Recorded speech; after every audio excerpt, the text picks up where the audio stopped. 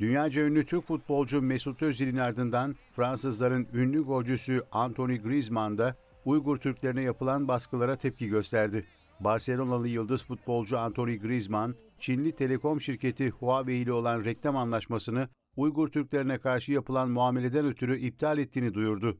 Yıldız futbolcu, Çin merkezli Huawei şirketinin Müslüman Uygur Türklerini yüz tanıma sistemleriyle fişlediği haberlerinin ardından Huawei ile olan reklam anlaşmasını iptal etti.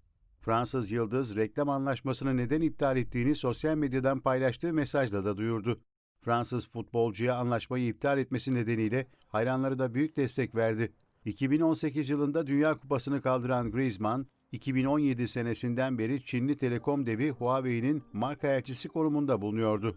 Bilindiği gibi son olarak Amerikan merkezli araştırma şirketi IPVM, Huawei'nin Çin'de Uygur Türklerinin yüzlerini tarayarak Çin istihbaratına ve güvenlik birimlerine raporladığını açıklamıştı.